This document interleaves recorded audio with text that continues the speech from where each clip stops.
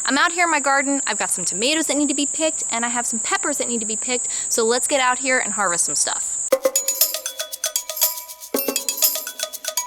So today I'm out here in my Virginia Zone 7 garden, and we are doing a garden harvest, and this is something that is long overdue. I've been meaning to come out here for a couple days now and pick all this stuff, and it's not that I haven't had the time to do it, but I haven't had the time to do it and film it, or it's been hot, or it's been raining, or all kinds of stuff like that, but we finally have the chance to do it, so we're making it happen. And we have tomatoes and peppers, like I said. If you saw my last garden update, then you'll have more of the backstory on why it's mostly just tomatoes and peppers in the garden this year, which is not what I normally do, but I'm okay with it because they are probably my two favorite things to grow and my two favorite things to eat, so it's fine. But we have mostly, well, all I think cherry tomatoes. We'll see if we find any big ones that are ripe. I don't think there will be, but in addition to that, lots and lots of hot peppers and a lot of different varieties, a lot of different colors. It's gonna be fun, so come along with me and let's start harvesting. So to start with, we have the Sungolds, and I just wanted to show you a wider shot before I start picking because these things are going crazy.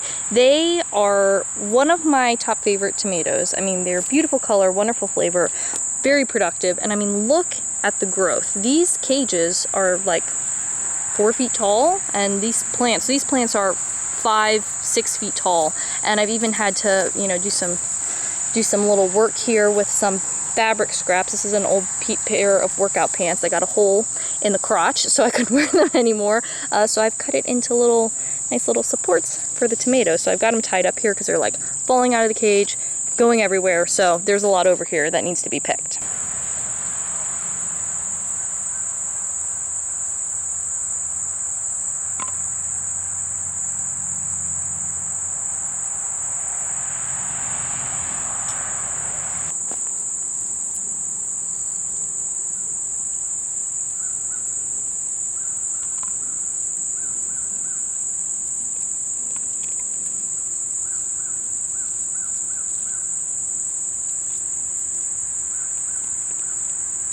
Over here we have the purple bumblebees. This is another one that I like a lot and have grown for several years now. They have this cool like metallic green red striping thing going on, and some of them get really big like this, almost like double size, and then others are a little bit more, I guess, more normal shape for a cherry tomato.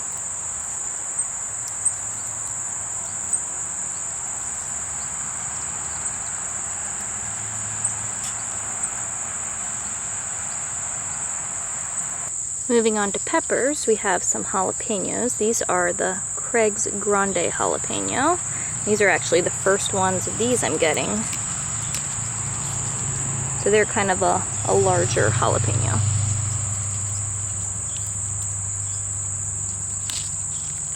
And then here we have a smaller jalapeno. This is called Traveler Strain, and as you can see, these plants are just loaded down. It might not be super easy for you to see because they're kind of blending in with the leaves, but they are packed with peppers.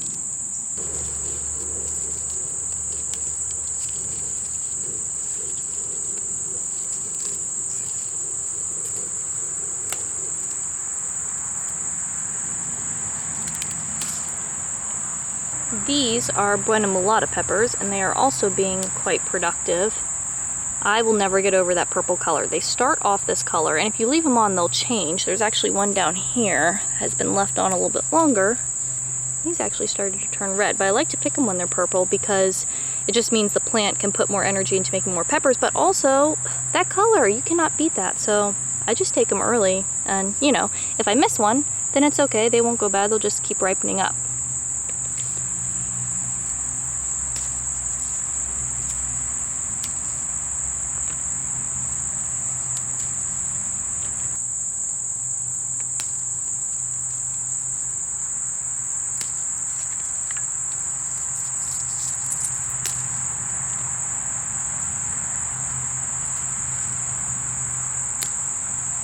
Now this guy over here is the Chinese 5-color pepper. It's another purple pepper, and technically I could pick these right now. You can see they're kind of all over the place, but I'm gonna leave these on because, like the name says, it goes through 5 colors, Chinese 5 color. So it starts off purple, but then they'll get into like pinks and yellows and oranges and reds. So when they first start coming on, I like to leave some on because I like some of these to start to progress to those other colors. And then when, you know, some of these that are just starting out or still flowers come on, you get that full effect of all the colors on the plant. Once I get that, then I'll start picking. You know, these are really small peppers. They have a good flavor, they're fine, but one of the big reasons that we grow these is because me and Jason really love the way it looks. It's an edible pepper, but it's also ornamental, so I want to let that happen. And we can see down here at the bottom, it's already starting to happen with some of these first few ones. So as time goes on, they'll all start to change colors, and then we should have that, you know, multicolor effect coming soon. Over here, this is a Jimmy Nardello pepper. And these, despite their bright red appearance, you know, they look kind of intimidating, but this is a sweet pepper. So they are kind of giant, and they're described in the seed catalogs as having a roasted apple flavor. The plants don't make too many of them, but they're really good, so I always plant a few plants. Plus, you know, one of the things I love about gardening is growing stuff that you can't really find in the store or even sometimes at the farmer's market, and this definitely fits into that category. And here is a finished haul. So we got a nice chunk of hot peppers today. There's a ton of jalapenos down in the bottom there under these tomatoes. A little selection of cherry tomatoes.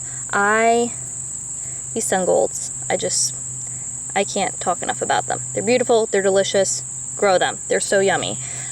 We've got the Buena Mulatas, got a few of these sweet Jimmy Nardello peppers, so I'm really happy. And we have the first, I mean, these are the first ones I have picked of these purple Bumblebee peppers, so it's exciting to see that these are coming on, and then, you know, in the future we should just be getting more and more of these guys. And stay tuned, because as the season goes on, we're just going to get more stuff. There's a lot of peppers out here that are growing really well. They're just not ready yet. We've got fish peppers, Brazilian starfish peppers, sugar rush peach peppers, what are they called? Lemon drop peppers.